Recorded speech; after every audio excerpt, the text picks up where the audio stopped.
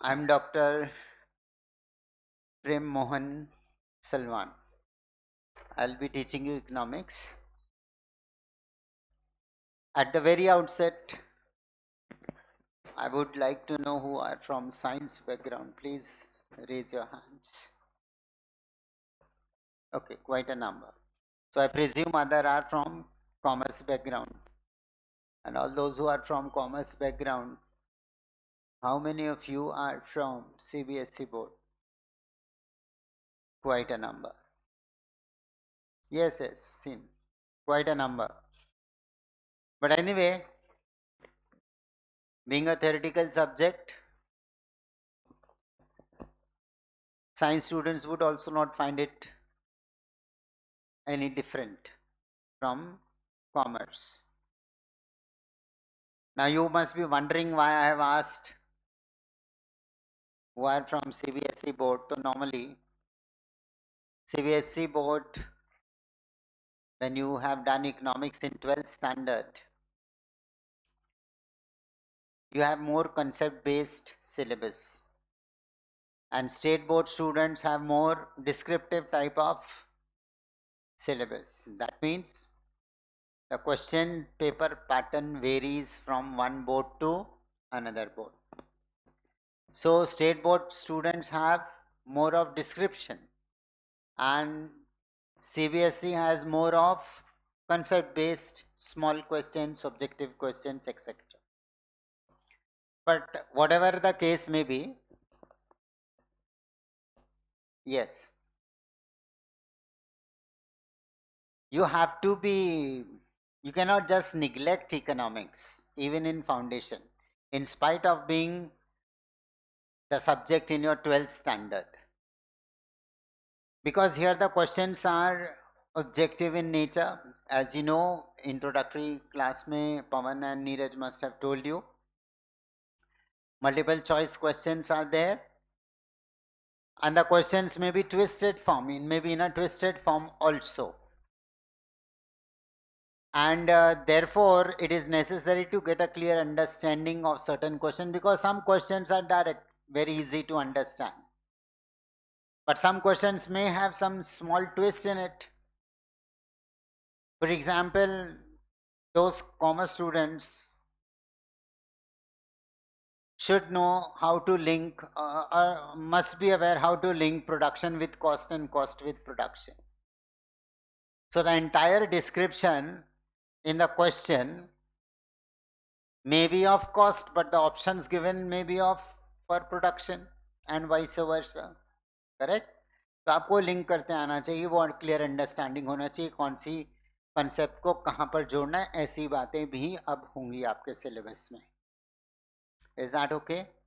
Markets you must have done in 12th standard briefly, but here we have to go into detail. So economics is going to be a theoretical subject. In spite of your commerce background, you just cannot neglect economics, because you will find that overall जो आपका score push करने में मदद करेगा जो subject, वो economics ही करेगा, या ओवरऑल स्कोर बढ़ाने में 300 plus 350 out of 400 something, that ऐसा बड़ा स्कोर लाना है. If you are good in other subjects, economics will give a double push for a higher score. और अगर परफॉर्मेंस सो है तो एग्रीगेट को पुश करने, एग्रीगेट 200 मार्क्स 400 में से लेना पड़ता है, आपको सब बताया होगा, ठीक है ना. तो वो 200 से ज़्यादा क्रॉस करने में मदद करेगा, because many of the students may not have the quantitative paper in that is maths in their 11th और 12th standard, कॉमर्स के खासकर. कई लोग नहीं लेते, कई लोग लेते हैं 11th 12th में. तो जिनका तो थोड़ा स्ट्रॉन्ग है mathematical background, they are good, but there might be some students, always there will be, for whom this paper might prove to be bit difficult. Secondly, being a theoretical subject and objective nature, if you are a bit careful in this, as I said, your score would be more. It will give you a strong push for higher side score, and therefore economics become necessary, and the nature of question, type of questions would be different, not so direct, not so easy in spite of what you have done. And don't mind please, but many students also have some little language problem. So थोड़ी language problem भी होती है कईयों को, तो question समझने में देर लगती है या समझ में नहीं आता question. So you will be having what you call, I'll be, while teaching, I'll be speaking both English as well as Hindi. And you will be having test after every chapter. So if I finish the chapter today, मान लीजिए I have finished the chapter today, आप test के लिए कल से due हो जाएंगे. Although we follow the practice of announcing it beforehand कि कब कौन सा टेस्ट होगा, but it is not essential. Test can be taken anytime once the chapter is over. Is that clear? So you have to be prepared for that. Most of you will have attempt, which attempt? December? January. Okay. हाँ, अब वो 4 attempt तो थोड़ा थोड़ा change आ गया time में. Okay, January. So we shall try to finish off the syllabus as soon as possible, although I am not a very fast teacher. And class में आना नहीं आना ये आपका प्रेरोगेटिव है, मगर एक बार क्लास में आ गए तो उसके बाद entire control is with me. Hello. So I'm an old school teacher a bit, so I would prefer to have a bit of discipline in the class, because I have to explain, I have to speak, and I should not get disturbed or irritated when some fidgety things are going on or some people are talking or not paying attention. And I have a very good habit of pointing out if I am disturbed. तो मैं point out भी कर दूंगा, मुझसे रहा नहीं जाता, मैं अपनी कमियां बता दे रहा हूँ, मुझसे रहा नहीं जाता, मैं डिस्टर्ब होऊंगा तो मैं सीधा पॉइंट आउट कर दूंगा क्लास में सबके सामने. So you might feel not like. And another good habit that I have is that if 7 o'clock in the morning and economics as a subject, theoretical, I know how to keep people awake. कैसे उनको क्या बोलेंगे, जगाए रखना है class में. And that simple way is throw the question, some question to few students, and then the entire class become alert. That's the way. Okay. Now we are going to study this economics, and in economics, as I said, you have to be very particular. Theoretical है, आज जो पढ़ाया कम से कम एक read आज जाकर घर पर उतना सा करना है. ठीक है.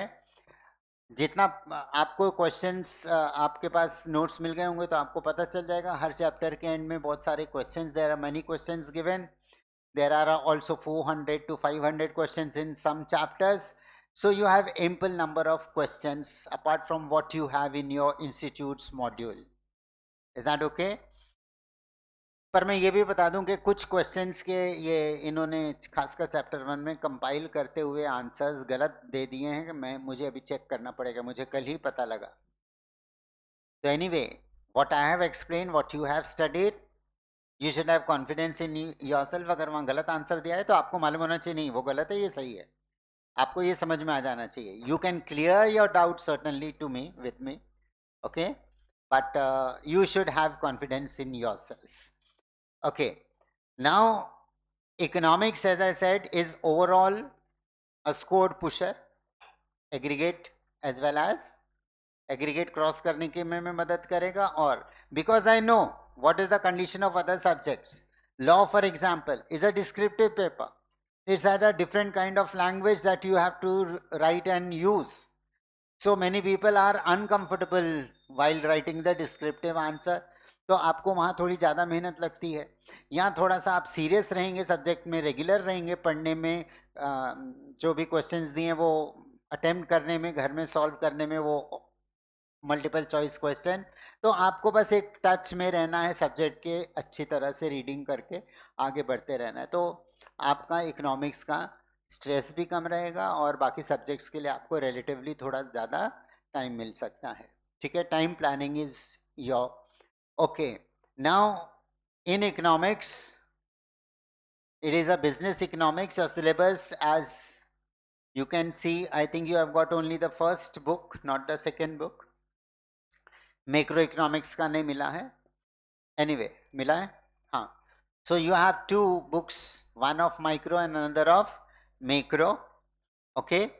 And the entire syllabus for commerce students is common, but again it is in depth, in detail.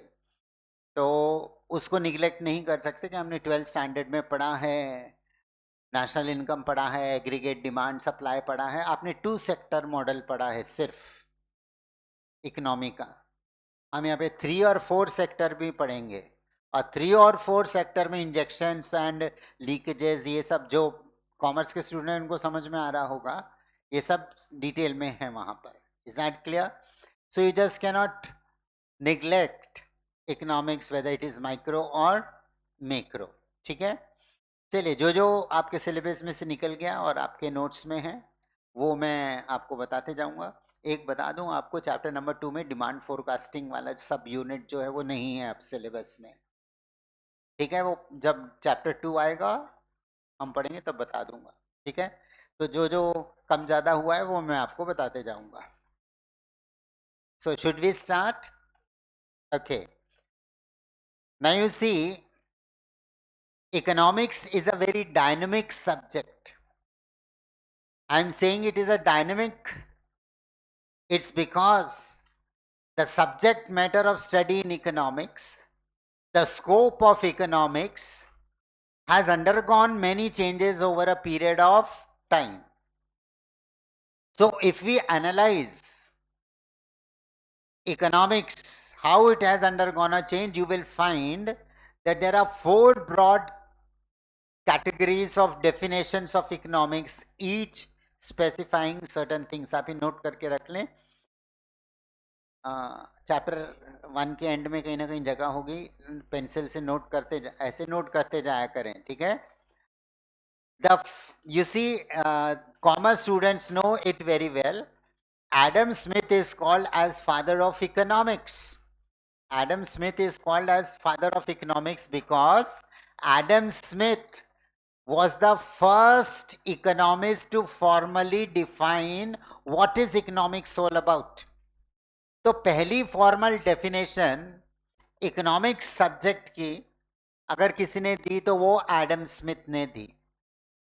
ठीक है ना, इसलिए आपने पढ़ा 12th स्टैंडर्ड में Adam Smith is the father of economics. Okay, now उन्होंने कैसे डिफाइन किया, ये नंबर 1 डेफिनेशन है। ठीक है, एडम स्मिथ की।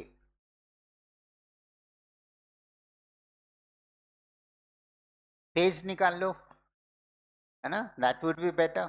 कॉपी में लिख लिया, फिर वो आप क्या करें, उसको अलग ना रखें, उधर पिन कर दे चैप्टर में, तो आपको इजी हो जाता है पढ़ना। हाँ, दैट वुड बी बेटर। या स्मॉल पैड खरीद लें लिखने के लिए, और वो वहाँ एक जगह होना चाहिए पढ़ने का मटेरियल, ढूंढना नहीं पड़े बाद में। That's time management and planning for your future revisions. ठीक है, so you save time, you scattered study material रहेगा तो आपका टाइम वेस्ट होगा। तो पहली definition number 1 is called as economics as a science of wealth. लिखिए number 1, economics as a science of wealth by Adam Smith.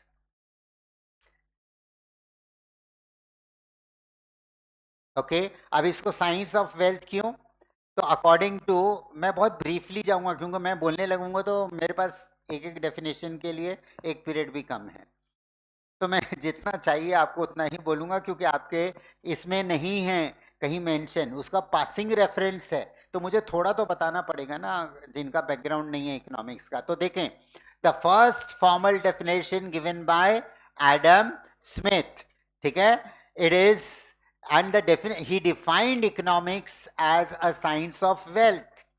Okay, according to him, all those activities that are related with the production of wealth, with the distribution of wealth, ठीक है ना, with the consumption of wealth, etc., are covered within the study of the subject economics. ठीक है, एक बात जरूर note कर लें, he talks about tangible wealth. Tangible wealth यानी this is tangible, your bag is tangible, your notebook is tangible, that is he only consider, किसको wealth मानते हैं? सिर्फ जो tangible हैं, जिसको हम प्रत्यक्ष रूप से देख सकते हैं, हाथ लगा सकते हैं, ऐसी सब चीजों को वो wealth मानते हैं. Is that clear? He यानी his definition is narrowed down to the study of tangible wealth only. I hope that's clear. तो इसका मतलब जैसे मेरी पढ़ाना जो है, it is a service, it is not a tangible thing. इसलिए एडम स्मिथ की definition services of doctors, teachers, lawyers and other professional, Adam Smith does not include in the study of economics. ठीक है, he studies only which type of wealth, that is tangible in nature, that is tangible in nature. But however, अगर हम ये बोलें कि देश में education अच्छा है, हेल्थ केयर सर्विसेज अच्छे हैं, तो एजुकेशन यानी हमारा ह्यूमन रिसोर्स अच्छा होगा, ह्यूमन, ठीक है ना, मानव संसाधन अच्छा होगा, ह्यूमन रिसोर्स अच्छा होगा, तो एक्सपर्ट होगा, एजुकेटेड होगा, ट्रेंड होगा, स्किल्ड होगा, अच्छी हेल्थ होगी, तो वेल्थ के प्रोडक्शन में मदद करेगा या नहीं, बढ़ाने में मदद करेगा या?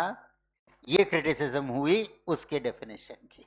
मैंने एक ही पॉइंट बोला आपको. I hope that's clear. So he considers which type of wealth as a subject matter of study in economics? tangible wealth. Is that clear? But intangible wealth is also important. I gave you just one an example. I hope that's clear. ठीक है. Number 2, economics as a science of material welfare. Economics as a science of material welfare. Material welfare by Dr. Alfred Marshall. By Dr. Alfred Marshall.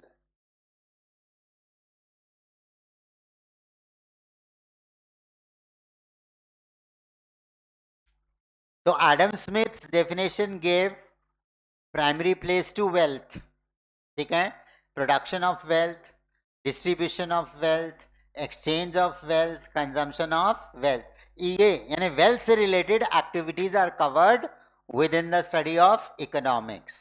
ठीक है, no importance given to man in Adam Smith definition. Primary subject matter क्या है पढ़ने का? Wealth. Which type of wealth? Tangible wealth. ठीक है, अब जब हम सेकेंड डेफिनेशन पर आते हैं डॉक्टर मार्शल की, तो doctor Marshall shifted the emphasis from wealth to man. तो डॉक्टर मार्शल की डेफिनेशन में man is primary, wealth is secondary. Man is primary, wealth is secondary. मगर कौन सी वेल्थ? अगर आपने, मैंने जब शुरू में वो सेंटेंस लिखाया, economics as a science of material welfare, फिर से कौन से वेल्थ की बात कर रहे हैं या वेलफेयर की बात कर रहे हैं? Material welfare which is tangible, which is tangible. ठीक है ना.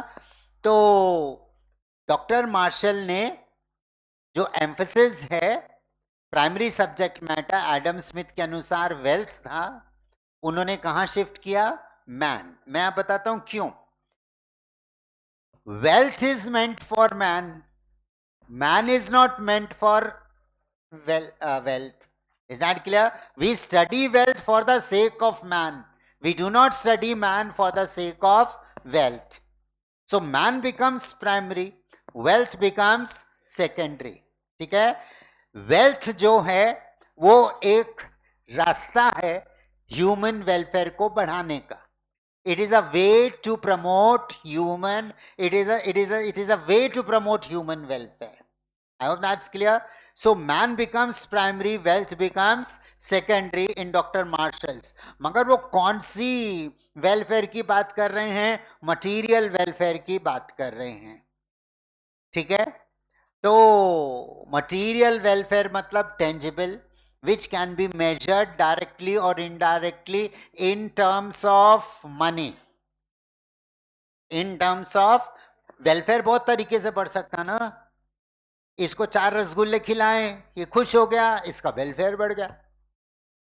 इन्होंने नए ड्रेस पहना, इनका वेलफेयर बढ़ गया, इनको बहुत अच्छा लग रहा, इनका वेलफेयर बढ़ गया. बहुत तरीके ना. अच्छी सड़कें बन गई शहर में, ड्रेनेज सिस्टम अच्छा हो गया, तो सिटीजन्स का वेलफेयर बढ़ गया.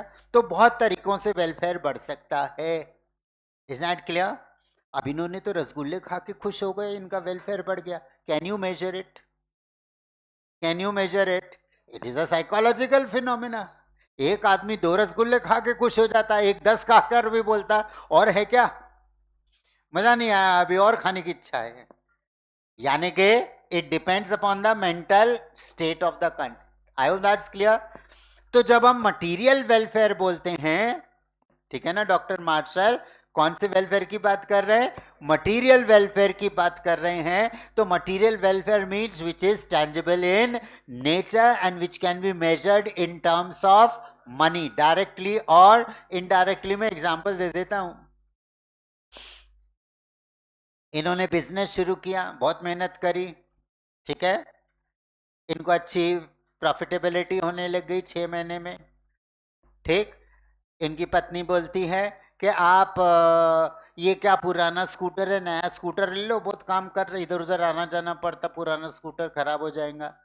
इनका मटेरियल वेलफेयर बढ़ गया, इन्होंने स्कूटर नया खरीदा. तो ठीक है, इनको भी अपनी पत्नी की चिंता हुई कि मेरी इतनी केयर करती, खाना खिलाती, अच्छा चाय नाश्ता देती, एक्सेट्रा. ठीक. ये आने वाला जिंदगी में, ऐसे शर्माओ मत. तो ये अच्छा, तो ये भी उसकी चिंता करते, उसको वॉशिंग मशीन ला कर देते एज अ गिफ्ट बर्थडे पर उसके. ठीक है ना. वॉशिंग मशीन कहाँ बेचारी कपड़े डंडा मार मार के धोएगी, साफ करेगी, तो वॉशिंग मशीन में डाल दिया, कपड़े धुल गए. वॉशिंग मशीन खरीदने से इनका मटेरियल वेलफेयर बढ़ गया. ठीक है. कुछ समय बाद बिजनेस अच्छा चला, कार खरीदी, मटेरियल वेलफेयर बढ़ गया. छोटा घर बड़ा घर कर लिया, मटेरियल वेलफेयर बढ़ गया. I hope now you understand what I meaning by material welfare. और ये सब आप मेजर कर सकते in terms of money. I hope that's clear. So doctor Marshall refers to material welfare which can be measured in terms of money. He is not talking about general welfare, he is talking only about material welfare. Got it? And what is the primary subject matter? Man. Wealth is the secondary. Adam Smith के definition में primary subject matter क्या था? Wealth. आप देखो कहीं पर कुछ भी नहीं बोला है, वेल्थ बोला है ओनली. ठीक है ना. Now so 2 definitions. I'm going very briefly because I know I can. बहुत बुरी आदत है, पहले डेफिनेशन हम डिटेल में पढ़ाते थे, तो I had lot of examples to give and quote and keep on speaking on one definition for the whole period, giving you lot of examples. But I think this would suffice, क्योंकि आपके इसमें उनका passing reference है, proper definition भी नहीं है. मगर वो कॉन्सेप्ट समझने के लिए आपको थोड़ा सा बैकग्राउंड चाहिए, इसलिए बताना मेरे लिए जरूरी है. ठीक है. Third definition, economics as a science of choice. Economics as a science of choice और scarcity definition or scarcity, SCARCITY. Scarcity definition by Lionel, LIONEL, Robbins, ROBBINS, Lionel Robbins. Now, ये जो आपको शायद मालूम भी हो, this is the definition given by Professor Robbins, which defines economics as a science which studies human behavior as a relationship between ends and scarce means that have alternative uses. ये उसकी proper definition है, आपको याद करने की जरूरत नहीं, मैं बता देता हूं. तो ये डेफिनेशन में कैसे शुरू होता है? Economics is a science. He considers economics to be a science. कौन सा सब्जेक्ट साइंस है? Any subject can be called as a science, ठीक है, if it is systematically presented to us. So what is a science? Science is a systematic body of knowledge having its own laws, theories and principles. कोई भी systematic body of knowledge को हम क्या बोलेंगे? Science बोलेंगे. Is that clear? और उस science के जो भी लॉ होंगे, थ्योरीज होंगे, प्रिंसिपल्स होंगे, वो क्या एनालाइज करते हैं? Cause and effect relationship analyse करते हैं. ठीक है, तो कोई भी साइंस के 4 विशेषताएं होती हैं. पहली, every science study cause and effect relationship. Number 2, every science has its own method to study the cause and effect relationship. Number 3, every science what you call the numerical बोल रहा हूँ, the variables under consideration are measurable. उनको हम measure कर सकते, जो भी variables under cause and effect पढ़ते हुए variables. And number 4, every science has the capacity to predict about the future. Now if I see these 4 features, ये economics में भी हैं. नंबर 1, जिन्होंने कॉमर्स पढ़ा उनको समझ में आना चाहिए. सिंपल सा लॉ है, law of demand. Law of demand क्या बोलता है? More is demanded at a lower price, less is demanded at a higher price, other things remaining the same, constant.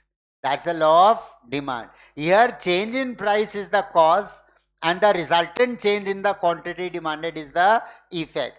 So like all sciences, economics also study the cause and effect relationship. Secondly, like अब जैसे natural sciences, physical sciences में laboratory में experimentation करते, तो कौन सा तरीका है साइंस पढ़ने का? Experimentation, lab experiments. I hope that's clear. Economics के आपको वो है नहीं मेथड्स, डिडक्टिव और इंडक्टिव मेथड हैं. 2 मेथड्स हैं जिसमें रीजनिंग प्रोसीड करते हैं. डिडक्टिव मेथड में from particular to general, general to particular, इस तरह से रीजनिंग्स हैं डिडक्टिव और इंडक्टिव मेथड में. आई होप दैट्स क्लियर. तो यानी बाकी साइंसेस की तरह इकोनॉमिक्स के भी methodology है in the form of deductive and inductive method. Is that okay? Like every science has objectivity. Her science में ऑब्जेक्टिविटी होती है. क्यों? The variables under consideration can be measured. Is that clear? In economics we measure the variables in terms of money. So money is the measuring rod of variables. So measurement is also possible. And economics, like other sciences, has the capacity to predict about the future, because over a time many tools, statistical tools have been developed for analysis purposes to arrive at a conclusion and predict about something about the future. Prediction cannot be 100% accurate, it can be near about accurate. उसके पास पहुंच जाए तो चलेगा, ठीक है ना. आप अगर प्राइम मिनिस्टर बोलते हैं कि हमारे इस वित्तीय वर्ष में हमारा ग्रोथ रेट 8% रहेगा, तो वो हवा में तीर नहीं मार रहे. It is based on some scientific analysis using the statistical, mathematical tools, economic theories, data available, etc., and then declaring that it can be 8%. अब 8% ग्रोथ होना चाहिए क्योंकि प्राइम मिनिस्टर ने बोल दिया, ऐसा बिल्कुल नहीं है. 7.5 हो गया, 7.2 हो गया, तो भी हम उसको मानेंगे it is near about accurate. I hope that's clear. इसलिए economics is also a science. Studies human behaviour. Human behaviour किस संबंध में? Studies human behaviour as a relationship between ends. Ends का मतलब वॉन्ट्स. तो रॉबिन्स की डेफिनेशन के अनुसार, ठीक है, रॉबिन्स की डेफिनेशन के अनुसार वो human wants are unlimited. Human wants are unlimited. हमारी आवश्यकताएं असीमित हैं. हम एक आवश्यकता को तृप्त करते हैं तो दूसरी खड़ी हो जाती है, दूसरी आवश्यकता को तृप्त करेंगे तीसरी. So there is a long chain of wants to be satisfied. So our wants are unlimited. हमारी आवश्यकताएं असीमित हैं, पहली बात. ठीक है. दूसरी उसकी फीचर क्या निकल कर आती है? Wants are gradable. Wants are gradable. Gradable यानी it can be classified as important, more important, less important, more urgent, less urgent. इस तरह से our wants can be graded according to their urgency. So we are faced with the problem of making a choice. है ना? हमारे सामने क्या problem आ गई? Choice करने की. चॉइस क्या करना है कि हमारी कौन सी आवश्यकताएं ज्यादा तीव्रता रखती हैं और कौन सी आवश्यकताएं कम तीव्रता रखती हैं. Which are more urgent, which are less urgent. I hope that's clear.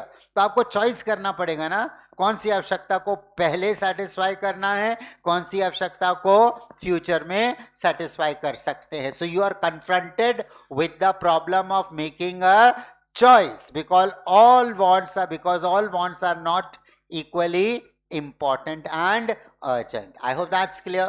ठीक है. Third feature, as a relationship between ends. ये तो हो गई एंड्स की बात. As a relationship between ends and means. Means का मतलब है resources. Resources to satisfy the wants. ठीक है. तो थर्ड फीचर आता है resources compared to wants are limited. Resources का मतलब anything that can be used to satisfy our want can be termed as a resource. ठीक है. ऐसा कुछ भी जिससे हमारी किसी भी आवश्यकता की तृप्ति होती हो, हम उसको संसाधन बोलेंगे या हम उसको क्या बोलेंगे? रिसोर्स बोलेंगे. ठीक है. तो compare to wants, resources are scarce और लिमिटेड. स्केर्स और लिमिटेड. नाउ ध्यान दें, आवश्यकताएं असीमित हैं, रिसोर्सेज सीमित हैं. ठीक है ना? आवश्यकताएं सीमित हैं और जो संसाधन उपलब्ध संसाधन है वो सीमित हैं compare to our wants. Is that clear? Now resources are scarce. There is a relative scarcity. मैं यहां पर बता दूं, एक मिनट. Nobody likes poison. किसी को जहर पसंद नहीं है, है ना? इसलिए कितना भी कम प्रोडक्शन होगा उसका, जो भी पर्पसेस के लिए जहां भी वो यूज होता है, कम प्रोडक्शन होगा, हम उसको स्केयर्स नहीं बोल सकते. हम उसको scarce because nobody wants poison.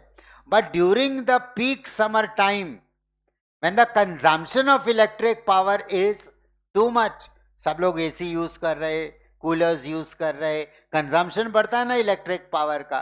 ठीक है.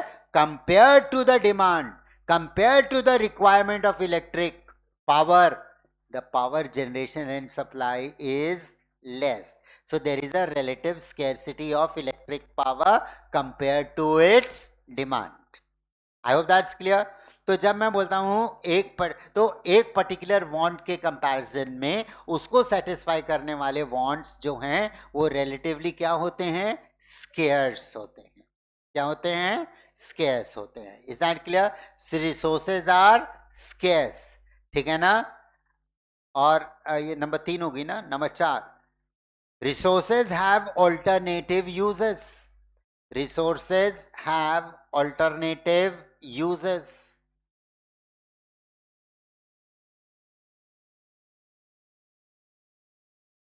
One resource can be used to satisfy different kind of wants.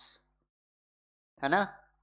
Electric power ही देख लें, घर में कितने ऑल्टरनेटिव यूजेस हैं उसके। चलिए इलेक्ट्रिक पावर का एग्जाम्पल तो चला गया, वाटर का यूज देख लें। Water is used for irrigation purposes in agriculture, water is used for domestic purposes in the houses, water is used in the manufacturing, in the many of the manufacturing industry. Resource एक है but it is used for many purposes. Is that clear? तो आवश्यकताएं हमारी असीमित हैं और असीमित आवश्यकताओं को तृप्त करने के उपलब्ध संसाधन सीमित हैं, लिमिटेड हैं, स्केर्स हैं। Not only scarce, these scarce resources have many alternative uses and that makes the resources more scarce. तो ना केवल संसाधन सीमित हैं मगर इन सीमित संसाधनों का वैकल्पिक उपयोग भी है जिससे वो और भी ज्यादा सीमित हो जाते हैं। They become more less. So again we are faced with the problem of making the choice, है ना, what to produce, how much to produce, because resources can be put to alternative uses. अगर आप scooters का production बढ़ाते हैं तो संभवतः आपको कार का प्रोडक्शन कम करना पड़ेगा, रिसोर्सेज सेम है। कार का प्रोडक्शन बढ़ाते हैं तो आपको स्कूटर का प्रोडक्शन कम करना पड़ेगा संभवतः, बराबर, because resources can be put to alternative uses. So what and how much to produce is the question that we confront because resources are scarce, having alternative uses, बराबर। I hope that's clear. ठीक है, alternative resources, therefore it is a science of choice. तो आप देखें पूरी definition में किसके ऊपर कंसेंट्रेशन है, चॉइस के ऊपर है। ठीक है, एक बात जरूर एक सेंटेंस में चाहूंगा आप लिख लें इस डेफिनेशन के बाद, it does not cover the problem of, it does not cover the problem of economic growth and development.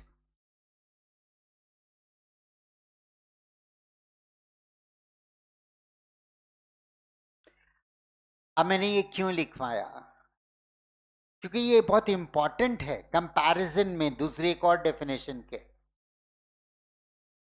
मैंने जो भी ब्रीफ एक्सप्लेनेशन दिया आपने अगर ध्यान से सुना और समझा तो आपको एक बात बिल्कुल नोट हो गई होगी कि मैं क्या बोल रहा हूं, wants are unlimited, available resources are scarce या लिमिटेड। ठीक है ना, मैं कब की बात कर रहा हूं, आज की, मैं कब की बात कर रहा हूं, आज की, and I am only referring to the present. but time के साथ wants मल्टीप्लाई होते हैं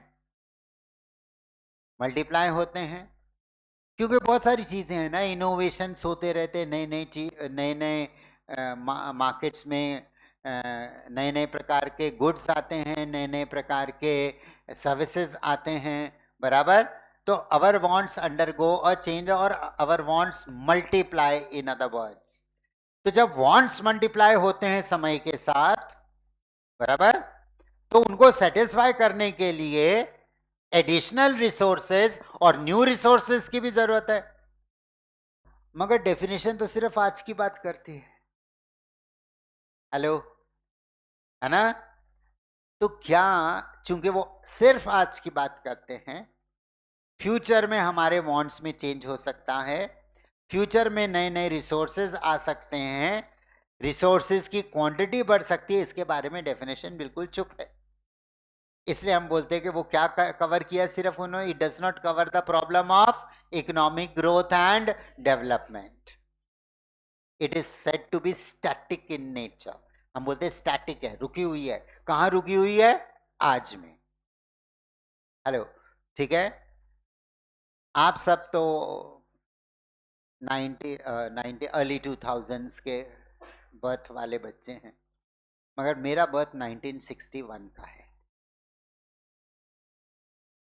और इंडिपेंडेंस के बाद से लेकर आज तक, ठीक है ना, जो हम एक अपने जमाने में, मेरे जमाने में साइकिल मिल जाना हमारे लिए बहुत बड़ी बात होती थी, आज तो बहुत कॉमन है। उस जमाने में मैट्रिमोनियल भी अगर कोई आ जाए तो लोग लिखते थे सैलरी इन 4 फिगर्स। 4 फिगर्स कितने? 1000 से शुरू हो जाते 4 figures. I hope you got it, ठीक है ना। इंडिपेंडेंस के बाद स्कूटर और कार का मैन्युफैक्चरिंग कम था, साइकिल्स का बहुत यूज होता था।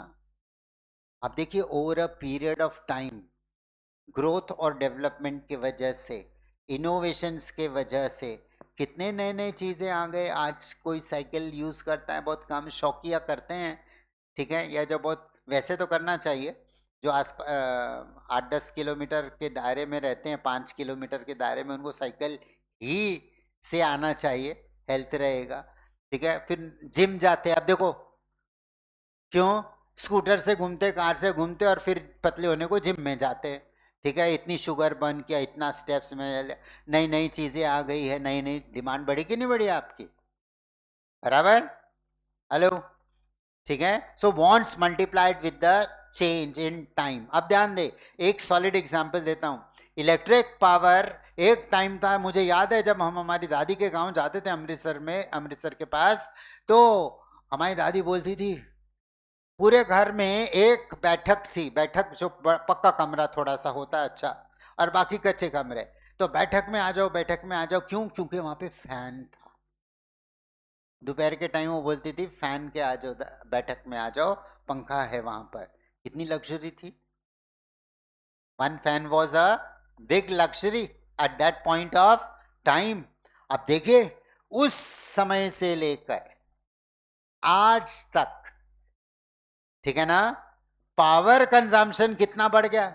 पहले तो किसी के घर में अगर रात को बल्ब जल रहा था तो लोग बोलते थे उसके घर में बत्ती है, ठीक है। एक दूसरे गांव में एक दूसरे के घर में जाकर एग्जाम के टाइम पे बच्चे पढ़ भी लेते थे, ठीक है। तो मेरा बोलने का मतलब ये है, उस समय पावर कंजम्पशन कम था ना। समय के साथ इनोवेशन हुआ, नई नई चीजें आई, वॉशिंग मशीन कॉमन हो गई जो एक पॉइंट ऑफ टाइम पर नहीं थी, तो लग्जरी का आइटम था, ठीक है। रेफ्रिजरेटर लग्जरी का आइटम था। ऐसी जो भी डोमेस्टिक अप्लायंसेज है ये सब क्या थे? लग्जरी थे। और बहुत कम, बहुत ही रेयर लोगों के घर में ये सब चीजें हुआ करती थी। मगर समय के साथ प्रोडक्शन बढ़ा, इनोवेशन हुआ, नई नई चीजें आई, इलेक्ट्रिक पावर से यूज होने वाले अप्लायंसेज और दूसरे गैजेट्स की संख्या बढ़ गई। पावर कंजम्पशन बढ़ा या नहीं बढ़ा? Over a period of time accordingly we have increased the resources. Now you have thermal energy, nuclear energy, wind energy, solar energy, hydel energy। देखिए क्या ढूंढा? alternative sources of electric power। why? Because consumption of electric power has increased over a period of time, because our wants kept on multiplying with all the new things coming in the market। I hope that's clear। और ये बात ही economic growth और development होती है, जो Robins की definition cover नहीं करती, ठीक है। रॉबिन्स, एक सेंटेंस और लिखो। Robins was the main critic of doctor marshals definition. Robins was the main critic of Robbins was the main critic, आलोचक of Dr. Marshall's definition।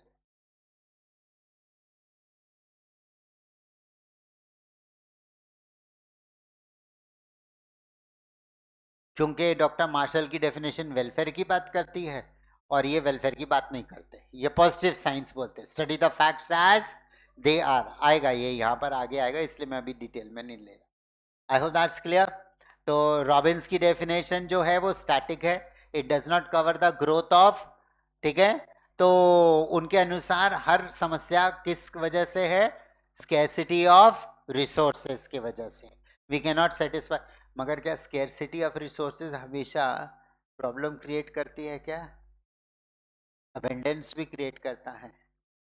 दो एग्जाम्पल ले लेते हैं सॉलिड, ठीक है। एक अपना इंडिया का, एक ट्रम्प अंकल का। इंडिया में अभी तक का तो नहीं पता, पर एक टाइम था, every second a child was born, every second a child was born in India. अब मुझे बताइए, अगर हर सेकेंड एक बच्चा पैदा होता था इंडिया में, अभी करंट सिचुएशन क्या है मुझे नहीं मालूम, पर ये बहुत फेमस था हमारे बहुत देर तक कि एक सेकेंड में एक बच्चा होता है इंडिया में। चलिए अभी हम बोलते हैं 5 सेकेंड में होता है, फिर भी, या 1 मिनट में होता है हम ऐसा मान लें, तो फिर भी जब तक मैं एक क्लास लूंगा तब तक कितने बच्चे हो गए होंगे, है ना? तो हमारे देश में प्रॉब्लम किसकी है? स्कैरसिटी ऑफ ह्यूमन रिसोर्स की है या अबेंडेंस ऑफ ह्यूमन रिसोर्स की है? अबेंडेंस की है। इसलिए गरीबी है, इसलिए बेरोजगारी है, इसलिए स्लो ग्रोथ है, ठीक है ना? इसलिए स्किल एजुकेशन जो है वो, ये सब प्रॉब्लम्स हैं। दूसरा, ट्रम्प अंकल काय को इतने नाराज हो रहे सबसे वर्ल्ड ओवर से? क्योंकि अमेरिकन कंपनी के पास कैपिटल फॉर्मेशन बहुत है, बहुत ज्यादा प्रोडक्शन करने की कैपेसिटी है, तो अपना तो सामान बेचना है ना कहीं, प्यार से या धमका के बेचना तो है। आप समझ रहे, वो तो वैसे ही क्रैक है, उसकी बात पे नहीं जाने। He is the worst person I think I have come across as a president. President जैसी बातें नहीं करते हो।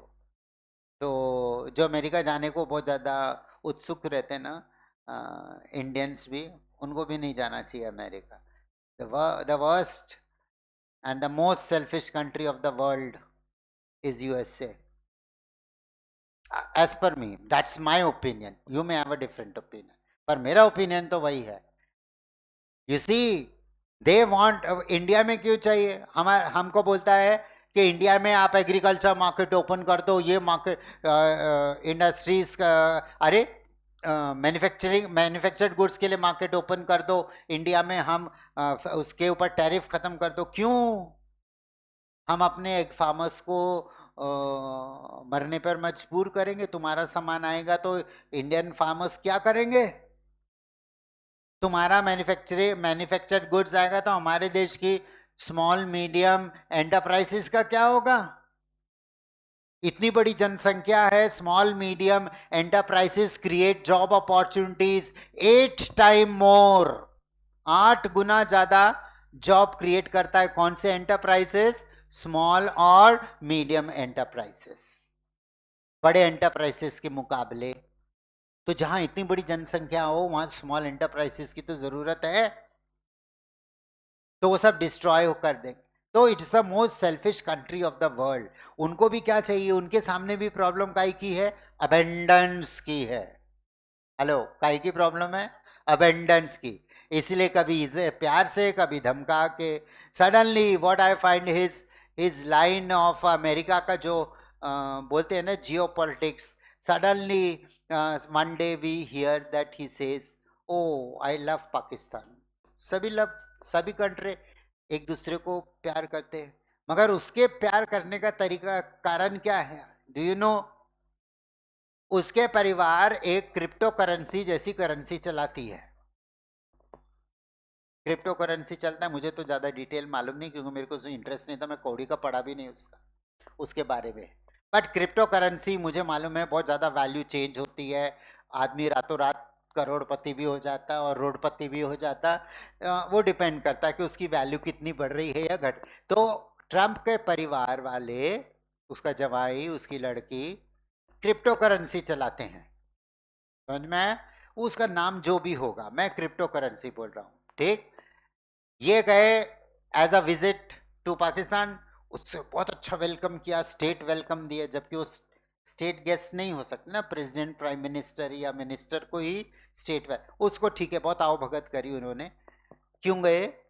क्योंकि उन्होंने उसको पाकिस्तान को बोला कि आपको जो कॉमर्स है उनको तो पता है, जो करेंसी हम इशू करता है हमारा reserve bank of India, it is supported by gold reserve, है ना। जितनी पेपर करेंसी इशू की है that is backed by gold reserve, है ना। उतना गोल्ड का रिजर्व रखते हैं, ठीक है। तभी तो आपके पेपर की कीमत है 100 रुपए 500 रुपए के नोट की। क्यों? अगर 1 लाख की करेंसी इशू करी है, ठीक है, और 80% उसका रिजर्व, तो 80 यानी जितनी करेंसी इशू की उसका 80% गोल्ड रिजर्व में है, सिक्योरिटी में है, यानी it is backed by gold reserve, ठीक है ना।